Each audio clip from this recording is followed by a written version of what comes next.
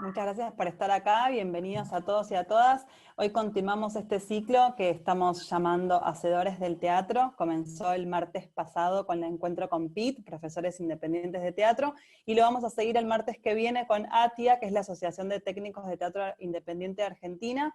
Junto a Mercedes Méndez y yo, Jazmín Caronel, vamos a estar moderando estos encuentros para poder escuchar de la propia voz y visibilizar estos conflictos que, bueno, son urgentes, que nos está trayendo este momento pandémico tan inusual. Bueno, buenas noches a todos, y acá nos acompañan Valentina Fernández. Bueno, estamos con los referentes, perdón, no dijimos, de Artey. Artey es la asociación que reúne a todos los directores, referentes y dueños de salas de teatro independiente de Buenos Aires, o un grupo, y acá tenemos a 4 integrantes de directores y referentes de salas de teatro independiente de Buenos Aires muy importantes. Valentina Fernández de Rosa representa al Excéntrico de la 18, Mariano Stolkiner al Teatro del Extranjero, Alejandra Carpinetti a la Carpintería y Alejo Zambán a la Sala No Avestruz. Ahí están todos, bueno, y la idea era arrancar un poco, que nos cuenten primero cuál es la situación. Sabemos que en Artey hicieron un relevamiento, primero esta cuestión de necesidad como de censar, a ver cómo están todos, cuál es la situación. Algunos datos para los que no saben, que en abril solo el 22% de las salas de teatro independiente logró pagar el alquiler, según datos de todas estas entidades que reúnen a las salas de Buenos Aires, y entendemos que esto fue en abril y que mayo y junio solo empeoró la situación. Entonces queríamos tener la mirada de ustedes, a ver, bueno, cómo es esto, cuáles son los temas más urgentes que les generó el aislamiento, la cuarentena y la imposibilidad de abrir las salas. ¿Quién quiere empezar? Bueno, voy a contar un poco yo algo que es interesante, que bueno, dicho sea de paso, hoy nosotros tuvimos asamblea, nos estamos reuniendo cada 15 días de forma virtual, y bueno, y hoy un poco se discutía, creo que hay 3 cuestiones que yo en general trato de mencionar, que evidencian, bueno, la problemática que estamos atravesando los que trabajamos en salas de teatro independiente, los que somos tanto productores como directores, actrices del mundo del teatro independiente, y en particular las salas hoy tienen 3 ejes que ponen en crisis su continuidad, porque sabemos que hoy hay un presente que es muy duro, pero sobre todo lo que también nos preocupa es la construcción de una salida después de esta pandemia, ¿no? Creo que nos preocupa a nosotros y le preocupa al mundo. Sabemos que se está hablando de que el mundo se va a encontrar a nivel mundial una desocupación casi de un 50%, ¿no? Entonces uno, bueno, tiene que pensar lo local, pero obviamente el contexto mundial va a ser muy complejo. Yo creo que hoy hay 3 ejes fundamentales sobre los que tenemos que trabajar, los que tenemos salas de teatro independiente, que tiene que ver, una, con la problemática que vos nombraste, que tiene que ver con los alquileres, que hoy hacen a una diferencia en la posibilidad de continuar con los espacios. Hay otra problemática que no es, digamos, sabemos muy bien que las problemáticas que hoy se evidencian son problemáticas estructurales y que hoy se ponen muy crudas, ¿no? Sabemos que el tema de los alquileres, tanto a nivel de vivienda como a nivel comercio, es una problemática estructural de la ciudad de Buenos Aires y del país. Sabemos que el vínculo con las energéticas y con las privatizadas también es una problemática que se visibilizó mucho durante el macrismo y que hoy otra vez vuelve a ser el monstruo que ataca a los espacios culturales y donde pedimos que el Estado intervenga en relación a esto. Y creo que hay un tercer eje que hablábamos hoy en la asamblea, y era cómo pensar una salida a esta pandemia. No solo hablábamos del protocolo sanitario y de que siempre, y que estamos trabajando, acá los compañeros van a contar, en la construcción de un protocolo específico para la actividad, pero también pensamos, hoy salió algo muy interesante, que es el protocolo económico, ¿no? Sabemos que la palabra de protocolo tampoco es propio de la pandemia, sino que se viene hablando de protocolos en un montón de sentidos, digo, desde el feminismo habla de protocolos y siempre estamos pensando en cómo actuar frente a las situaciones. Creo que hoy el protocolo tiene que todos los protocolos que surjan y que se piensen tienen que estar pensados en una estructura económica que los permita que sean viables, ¿no? Y que permiten reinsertarnos en una economía que está totalmente paralizada y una actividad que está sufriendo fuertemente. Sí. Ese es un poco el estado, ¿no? Y en lo que estamos trabajando. Sí, sumando por ahí a lo que dice Ale, no se podría como dejar de nombrar la importancia que tiene los y las trabajadoras dentro de los espacios, ¿no? Porque así como el eje, uno de los ejes fundamentales está en los alquileres y las tarifas, que eso, digo, atañen a los espacios en la particularidad. Después hay un grupo enorme de gente que de alguna u otra manera, digo, trata de conducir su economía alrededor de las salas teatrales y del hacer teatral. Y para eso se necesita una respuesta urgente, digo, porque esa gente, insisto, más allá de lo que les pase a las salas, es gente que tiene que pagar el alquiler de su casa, digo, ir a hacer las compras para poder comer, y ese es un principio fundamental que nos preocupa a la hora de pensar en cuáles son las cuestiones que tenemos que atender con mayor prontitud, ¿no? Pensaba, como para arrancar un poco, ir hilvanando los temas, si nos podían contar a todos y a todas cuántas son las salas en Buenos Aires, cómo se hicieron un censo ahora y cómo está el momento actual, digamos, esto que el 22%, si es así tal cual, cómo están relevados los datos, cuántos trabajadores están activamente, ¿no? No sé cómo lo llaman ustedes, pero cuántos están trabajando, no en persona, pero que tienen que cobrar un sueldo en este momento en las salas. Si tienen esos datos, como para ir conociendo esta problemática que es mucho más grande de la que parece. Mira, actualmente hay algo que es interesante, que es lo que es la cuestión del censar. Hay datos que son más fáciles de censar, que tienen que ver, por ejemplo, la sala tiene mucho dato específico en relación a si paga o no paga alquiler, qué porcentaje representa, por ejemplo, el alquiler de su ingreso o la luz también del ingreso, pero mencionás algo de los trabajadores, que es algo muy complejo porque tiene que ver con la informalidad del sector. Entonces, claro, uno tiene un sector que casi el 80% es informal, por ahí hasta ni siquiera te puedo decir que pagamos tributo, gran parte del sector. Entonces, ¿qué pasa? Es muy difícil de censar porque la circulación es permanente, es de poco tiempo en los espacios, pero es claro, digamos, el año pasado habíamos hecho un censo cuando fue en mayo, nosotros habíamos hecho una conferencia de prensa donde hablábamos de una emergencia cultural, ¿no?, que veníamos arrastrando durante todos los años del macrismo, y el año pasado un momento muy crudo en mayo, y nosotros pudimos hablar que en los espacios culturales circulaban más de 5.000 personas, trabajaban en los espacios culturales de manera informal, ¿no? Lo cual habla de una gran cantidad de gente que necesita estar en actividad permanente para poder generar su ingreso, ¿no? Creo que eso es lo importante, que el parate de la actividad no puede ser, no hay estructura que la sostenga, ¿no? No hay estructura que la pueda contener. Sí, porque sí, Alejo. No, me parece lo que está diciendo Alejandra es muy claro, en el sentido que, digamos, la pandemia lo que hace es dejar a la vista algo que ya era precario y que ya era muy difícil de sostener antes. Nosotros ya hablamos de emergencia cultural desde hace más de un año. Hemos planteado en esta asamblea abierta que hicimos, en esa convocatoria que hicimos en Timbre 4 el año pasado, digo, ya estábamos planteando ahí que no podíamos pagar las facturas de los servicios. Y lo que hace la pandemia es empujarnos más al borde, en una situación que ya es compleja.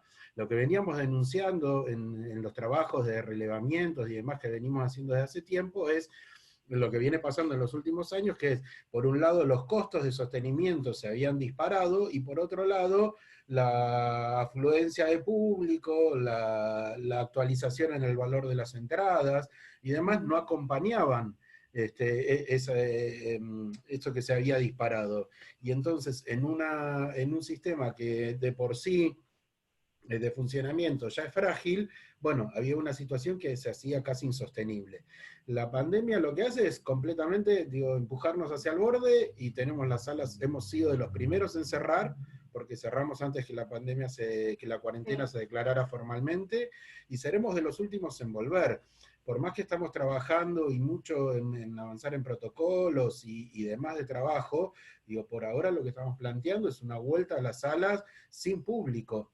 Y entonces lo que sucede con esto es que se hace imprescindible una presencia del Estado fuerte, contundente, que contenga a la actividad. Sí, digo, realmente una de las cosas que sucedieron el año pasado cuando trabajamos en el Día del Teatro Independiente era que declarábamos con mucho ánimo que Buenos Aires sea la capital internacional del teatro independiente. Bueno, si Buenos Aires va a ser la capital internacional del teatro independiente, tiene que haber un Estado acorde, que acompaña, que contenga, que promueva la actividad en términos, digamos, económicos, en términos de inserción cultural, en términos de inserción social, digamos, es bastante más abarcativo. Digamos. Ahora estamos atrapados por una coyuntura, pero eso no nos puede permitir o impedir que veamos, digamos, más hacia adelante también.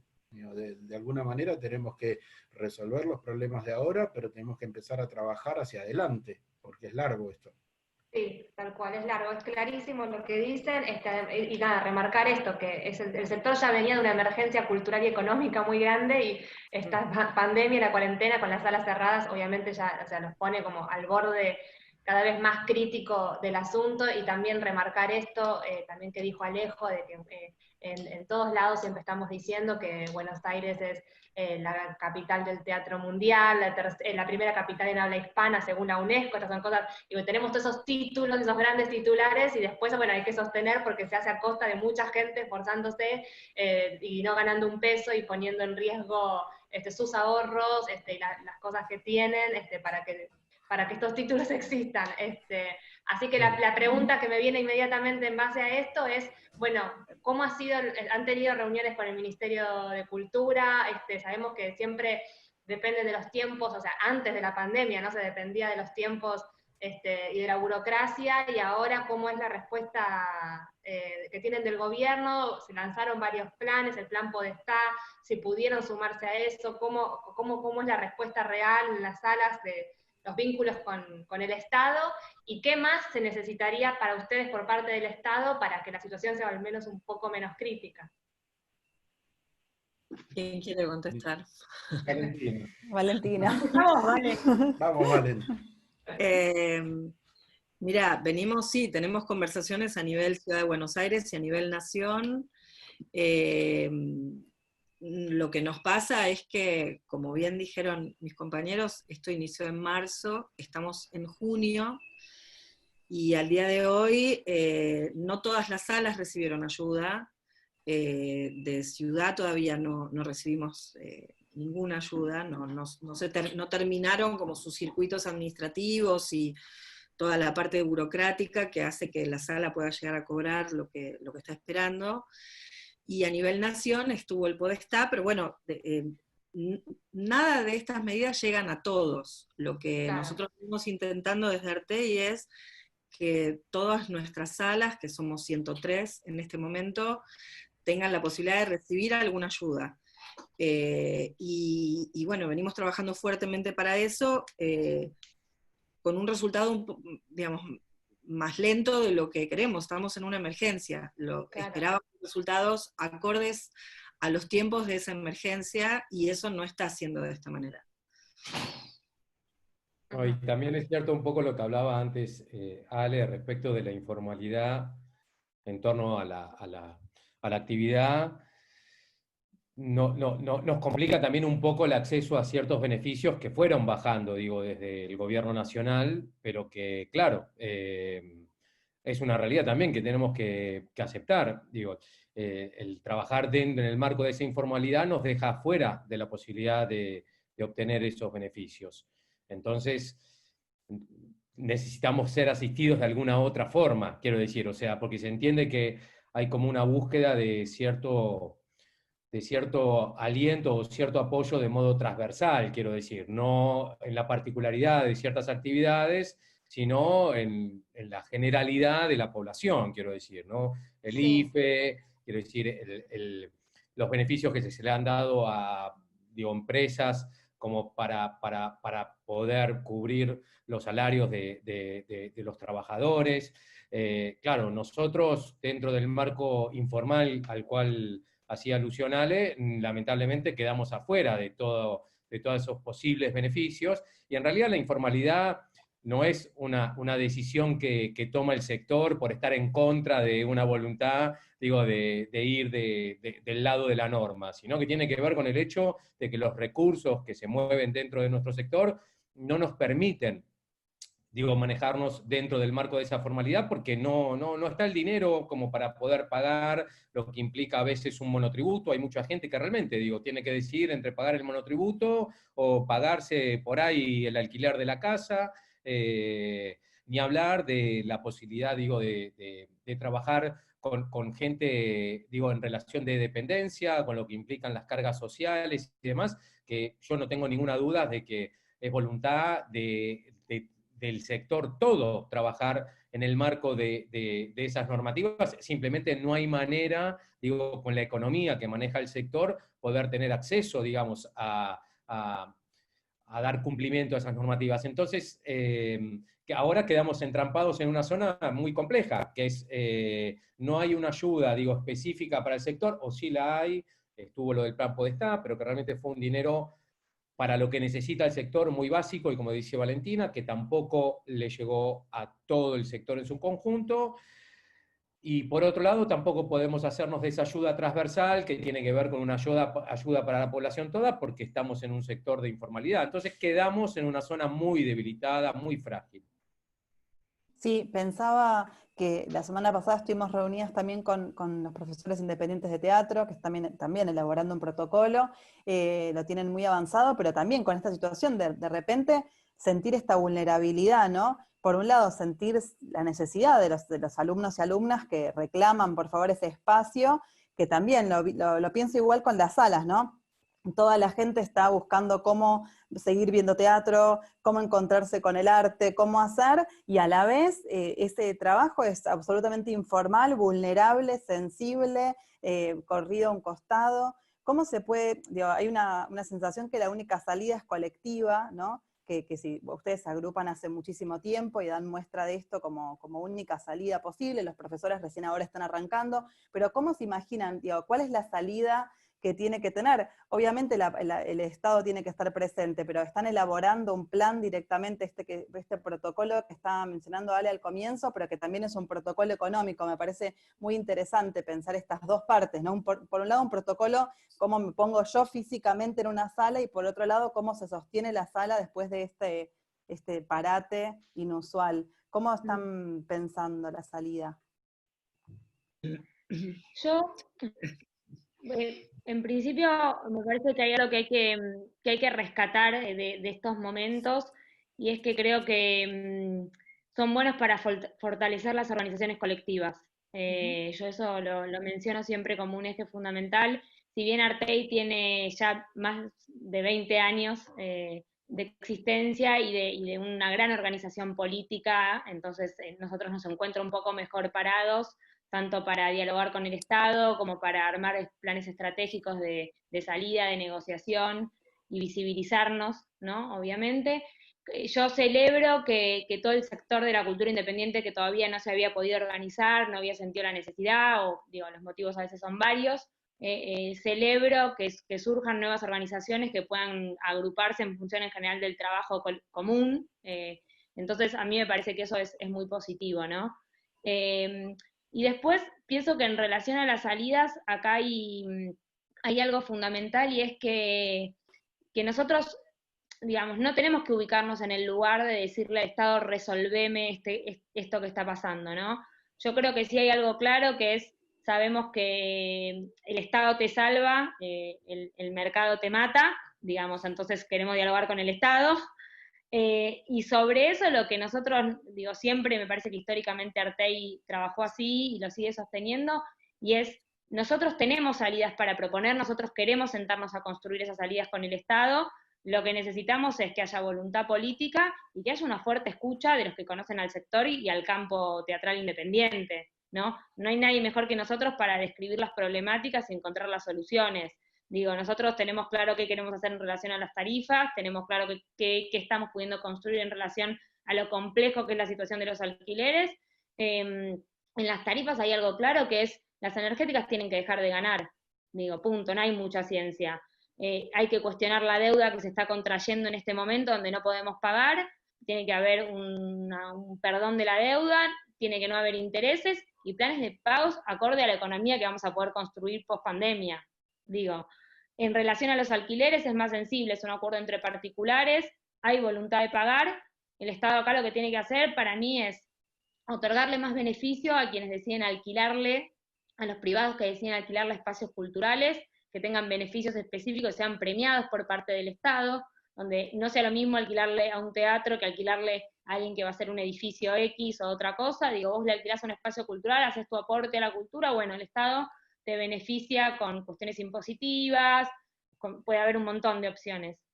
Por otra parte, puede haber subsidios específicos que el Estado otorgue a quienes no son propietarios, porque tener o no la propiedad marca la diferencia y lo sabemos.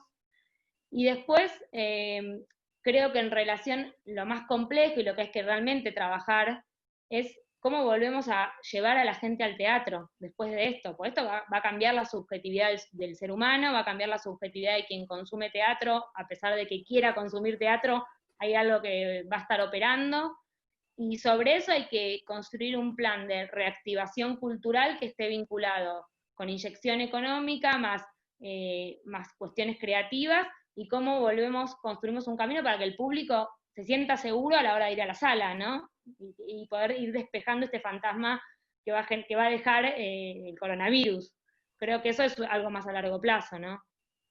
Sí, ahora vamos a ir a pensar eso de cómo hacer para que la gente vuelva a las salas, pero antes quería hacer una pregunta que es, sabemos que en este contexto hubo salas que cerraron directamente, ¿no?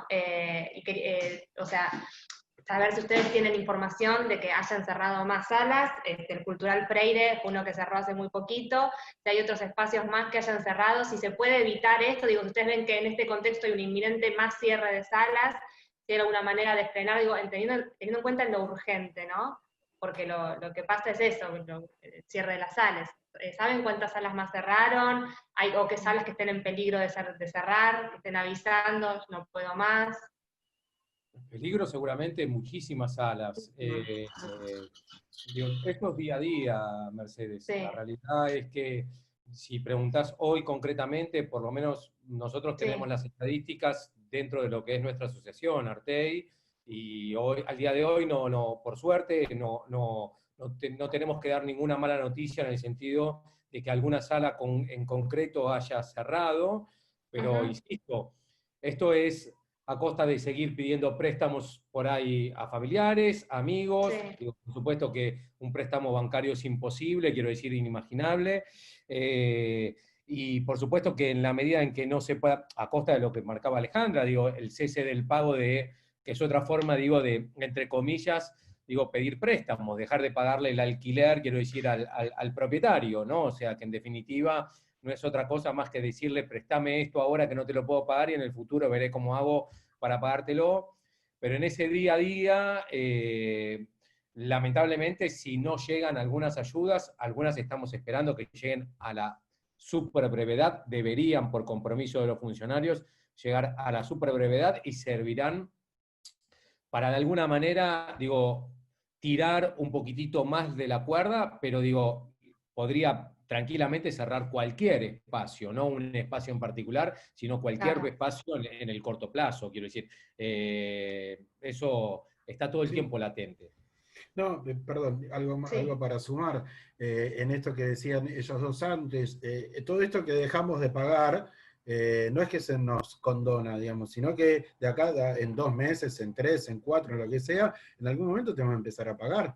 Y entonces, si no hay ahí una política del Estado en relación a todas esas deudas que empezamos a acumular, si ya antes en actividad no se nos estaba haciendo muy difícil poder sostener los espacios, si cuando volvamos o cuando dentro de unos meses, vamos a tener que tratar de sostener el espacio con los costos que está generando en ese momento y hacernos cargo de todos estos meses donde no se pudo pagar nada. Y entonces ahí por ahí es donde van a aparecer la mayor oleada de espacios y de salas y de teatros que no puedan continuar con la actividad porque no tienen forma de hacerse cargo del pasivo, ni tienen forma tampoco de seguir sosteniendo la sala en esto que están diciendo de, bueno, a ver, ¿cómo hacemos para que el público de vuelta se sienta seguro y vuelva a nuestras salas?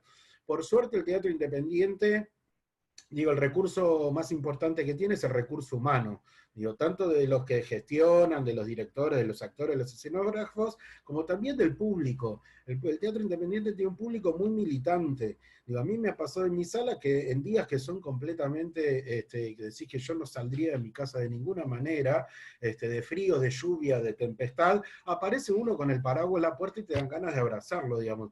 Ese es un recurso con el que contamos nosotros, que yo estoy seguro que en cuanto levantemos, empiece a haber algo de actividad, esa gente va a venir a nuestras salas. No es la mayor parte, digamos, son los militantes del teatro independiente. Corredores. ¿Cómo? Por ahí Ale nos pasa como los que salieron a correr el lunes. Claro. Bueno, que tengamos que hacer operativos para cortar la calle y poder contener a toda la gente que quiere ir a nuestra sala. Yo fui parte de la manada que salió a correr, y en un momento dije, ¿quién te dice que la vuelta del teatro no es así? Te sorprende. Ojalá tenga que cortar Humboldt. Saliendo del chiste, digo, es probable que haya un sector que tenga ganas y esté ávido por volver a ver teatro independiente. El problema también es la economía de esa gente, cómo va a quedar, quiero decir. O sea, ¿cuáles van a ser las condiciones que van a tener esas personas a la hora, digo, de poder pagar una entrada? Y nosotros, por supuesto, que yo imagino que después del tiempo de parate que vamos a tener, brazos abiertos de recibir gente, y si no puede pagar la entrada, digo, recibirlos igual en las salas, con tal de volver a compartir ese momento mágico que es el de una obra de teatro. Pero la realidad es que no vamos a poder, digo, sostenernos en el tiempo si la gente no tiene el dinero también para pagar las entradas. Porque esto es parte de un tejido, quiero decir, no se trata solamente de las salas de teatro, sino que se trata también de los espectadores, y ni hablar, vuelvo a decirlo, de quienes trabajamos en el campo de la creación, que a mí me preocupa mucho en ese sentido la cantidad de gente que puede llegar a quedar imposibilitada de seguir dedicándole un tiempo a la creación. Digo, porque para poder dedicarle un tiempo a la creación también uno tiene que tener ciertas cuestiones del orden económico más o menos resueltas, o poder encontrar la solución de eso en el propio hacer. El otro día leía, no voy a dar el nombre por respeto, pero de una actriz a la cual admiro, con la cual tuve la suerte de trabajar, y que contaba que en 25 años, que aparte es docente, digo, no voy a dar el nombre, pero la conocemos todos, y que contaba que después de 25 años había tenido que empezar a trabajar de otra cosa diferente a la actuación, a la docencia. Entonces, y esa gente quizás después se vea, digo, sean recursos que perdimos a la hora de crear. Por eso, insisto, no es solamente pensar en cómo sostenemos las salas, es mucho más complejo, y ahí se necesita de la inteligencia, de la capacidad, por supuesto, pero también de la voluntad de las autoridades para poder comprender este tejido importante cultural y generar un plan de ayuda que vaya más allá de cómo hacemos para salvarle a las salas de pagar un alquiler o de pagar las tarifas, y realmente un plan de salvataje cultural que implique poder reactivar la creación, porque en la medida en que nosotros no tengamos un plafón posible para seguir creando, el teatro igual no tiene sentido. Y pensaba esto que decía Alejo con respecto al público fiel, la situación dramática es que todas las personas están atravesadas por esto. Entonces, claro, no es que, sostenemos el teatro independiente a toda costa porque no hay margen, pero pensaba si en alguna de las salas que, están ustedes representando ahora o saben, están pudiendo mantener algo. Por ejemplo, sabemos algunas salas que están haciendo comida porque tienen esa parte gastronómica y entregan a domicilio, u otras que podrían adaptarse a estos nuevos protocolos de profesores o de streaming, ¿no? Si ustedes están en una situación parecida en la que pueden de alguna manera trabajar o hacer algo, o están totalmente parados. Perdón, el grueso de las salas me parece que está cerrado, que está parado y que no ha podido, digo, en realidad oficialmente no podemos ni siquiera volver a las salas a limpiarlas, o hacer mantenimiento, digo, no tenemos ni siquiera esa autorización. Sé que los que tienen algún emprendimiento gastronómico tienen la autorización como para poder ir a hacerlo, pero lo que se ve es que con el funcionamiento actual de delivery, takeaway, qué sé yo, no, tampoco es que pueden sumar una entrada de dinero sustancial por ese lado. Y en cuanto al protocolo, lo que nosotros armamos desde Artei, y ahora la semana pasada logramos consensuar la etapa 1 con ADET y con el teatro oficial, digamos, con el Centro Cultural San Martín, y adhieren también Escena y el PIT. Esa es la primera etapa, que es la vuelta a las salas, y la vuelta a las salas sin público, digamos, empezar a pensar en hacer algunos ensayos, en algunos trabajos, hacer mantenimiento de las salas, ver si se puede, alguna sala puede generar algo de contenido streaming, y después estamos pensando, sí, en etapas siguientes, una vuelta a las funciones con distintos porcentajes de público en sala.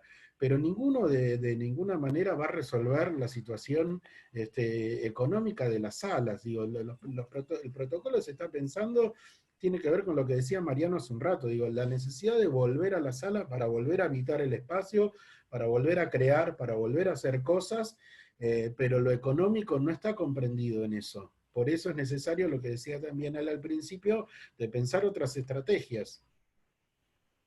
Sí, perdón, Valentina, sí. No, digo que mientras tanto, todos nosotros que somos gestores de espacios, todos estamos generando actividades o con nuestros alumnos, o de charlas, o en muchos espacios se ven funciones de cosas que había en el espacio.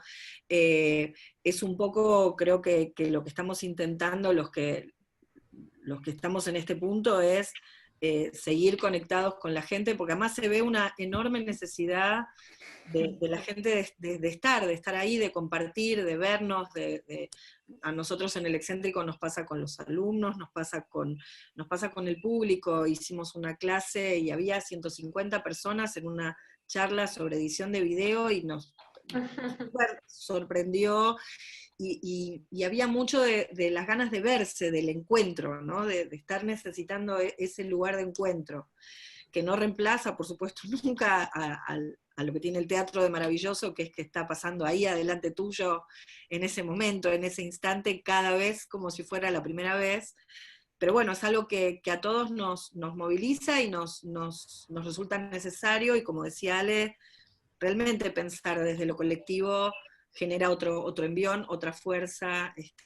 Yo, no sé, veo como, no sé, en mi familia, por ejemplo, mi abuela tiene 94 años, mi madre 72, y hicimos una lectura de poemas y música por Instagram Live, y es un lenguaje totalmente nuevo para ellas, o sea, es entrar, viste, como estirar el músculo a full para estar ahí y para estar conectada y para recibir del otro lado todo ese amor que tiene la gente. Bueno, ni hablar que después le hicieron a la señora Nelly Prince, que es mi abuela, una nota, porque aparentemente es la actriz más longeva en actividad, ni hablar de que Instagram, qué sé yo, unos combos rarísimos, ¿no? Donde estamos todos tratando de ponernos creativos sin traicionarnos a nosotros mismos también, ¿no? Porque hay ciertos límites, cada uno lo suyo, pero que algunos de nosotros no queremos cruzar. Entonces, es ese trabajo todos los días, y de resistir, y de batallar, y de buscar soluciones, y de necesitar ser escuchados, y bueno, y seguir siendo creativos para pensar esta crisis, esta pandemia también, ¿no? Sí. Bueno, fundamental la organización colectiva, eso es uno de los fuertes del teatro independiente, y pensaba, una de las características del teatro independiente, digo, si uno le habla a una persona que no conoce para nada, es que las salas son pequeñas, ¿no? Digo, que es un teatro para pocos espectadores, y entonces pensaba en el protocolo, que va a incluir incluso menos espectadores, digo, o sea, ya de por sí, bueno, estamos hablando de salas para 200 personas, ¿no? Son salas para 40, 50 personas, entonces, ¿cómo piensan que sería esa vuelta? ¿Incluye menos público aún? Sí, bueno, el protocolo, digamos, lo que se está, nosotros hasta ahora, no quieren contar algunos de los chicos que están más directamente a la presentación del protocolo y cómo pensamos hacia adelante el público en las salas. Ale, ¿querés contar? Sí, sí, lo del protocolo, bueno, era un poco lo que les contaba antes, digamos, recién lo que se presentó a las autoridades de la Ciudad de Buenos Aires es la etapa primera, que es volver a las salas, para, bueno, trabajar en el mantenimiento y demás, y empezar con algún ensayo, algo de streaming y demás. Y eso es lo que presentamos hasta ahora. Digamos, nosotros tenemos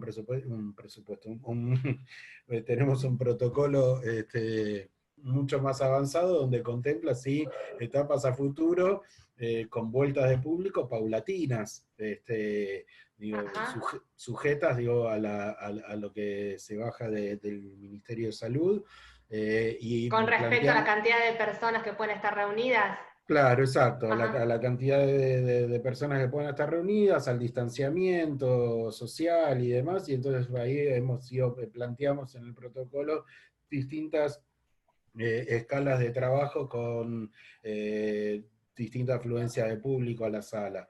Eso todavía no lo presentamos, lo seguimos trabajando, lo hemos presentado sí a algunas instancias, digamos, como más sanitarias, para que nos den su devolución, pero es de largo alcance, digamos. Apuntamos, igual estamos como justo en el peor momento de la cuarentena y de la pandemia y de todo, está explotando todo, pero apuntamos a que, no sé, en un par de meses pudiéramos empezar a hacer algo. Ahora no lo sé. Y es todo un desafío también para la escala que tenemos nosotros en nuestras salas de trabajo, asumir lo que nosotros mismos estamos diciendo que tenemos que hacer para que sea seguro. O sea, tampoco es que abarca, o digo, ojalá, nosotros lo pensamos para que todas las salas puedan utilizar ese protocolo y ser parte, pero es difícil. Digo, una de las cosas importantes de nuestra actividad, y acá en la Ciudad de Buenos Aires sobre todo, es la diversidad de espacios y de formas de gestión, y entonces es muy difícil pensar una forma de trabajo en la que todos se puedan sentir incluidos y a los que les pueda servir. No sé, el contexto no está siendo en este momento como el más propicio para esto. Sí, Y de todas pensaba maneras, que... también... Perdón, Mariano.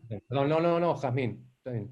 No, que pensaba que, claro, que en realidad este es el peor momento aparentemente de la curva, entonces también pensar en una salida rápida es una locura, que nadie quiere, ¿no? Entonces que tal vez la solución sea sostener las salas, digamos, que de acá, cuando la situación se normalice, las salas sigan estando de pie, ¿no? Como, bueno, más allá de la situación de los intermedios y las transiciones, que bueno, son bienvenidas siempre, pero en realidad el objetivo tendría que ser que para septiembre, octubre las salas sigan estando sanas, ¿no? Nos encuentren a todas abiertas, digo. Claro, no vaya a ser cosa que cuando volvamos a la normalidad, bueno, se hayan quedado en el medio un montón de salas. Pero lo demás puede ser una transición. Yo no estoy en Buenos Aires y en el interior, ahora no estoy en Buenos Aires, y en el interior es otra realidad, ¿no? Casi todo está volviendo lentamente a su situación inicial. Pero bueno, Capital Federal no. Sí, es que esto, perdón, pero esto expone algo, digo, si estás en el interior y me parece que es un tema muy interesante, esto expone algo que lo que está en crisis claramente es la vida en la urbe, ¿no?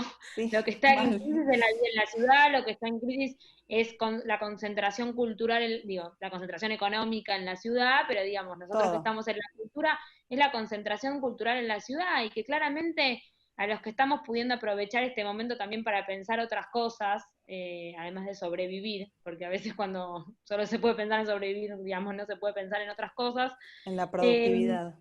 Sí, tiene que ver con que, bueno, con que hay algo de que hay que empezar a ocupar el territorio para otros lados, ¿no? Porque los que estamos a full en el pico de la curva somos los que estamos en el AMBA, ¿no? Y el resto del país ya la está superando. Entonces, a mí en lo personal lo que me empieza a pasar es que digo, bueno, ¿qué sentido tiene seguir viviendo si lo que va a pasar es lo que dicen que va a pasar, que es es una seguidilla de pandemias que van a empezar a venir año tras año. Bueno, entonces claramente acá hay que cuestionar algo más profundo, ¿no? Porque eso es terrible. Pensar que en otros lugares la actividad cultural está volviendo, ¿no? Y a su vez, bueno, Buenos Aires concentra una actividad teatral independiente muy fuerte y donde, bueno, es muy posible sostenerla por un montón de motivos, ¿no? Entonces, Sí, qué y una de difícil. ellas es la densidad poblacional, o sea, puede sostenerse porque hay mucha gente, esa mucha gente ocasiona, es un círculo difícil de salir, pero bueno, Produce y consume, claramente ¿no?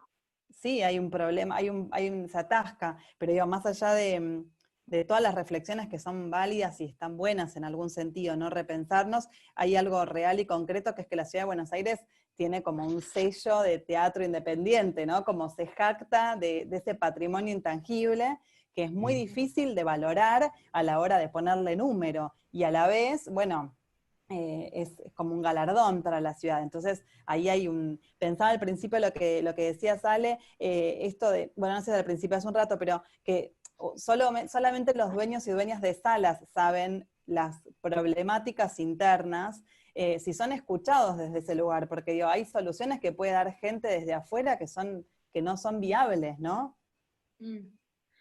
Sí, yo en ese sentido no creo que tiene que ver, la escucha existe, digamos, tenemos interlocutores que están vivos, eso yo siempre lo digo y lo celebro. Digamos, tenemos un ministro en la ciudad que diferencia más, diferencia menos, se construye como un interlocutor y eso nosotros de Artei lo celebramos digamos, se trabaja en esa línea.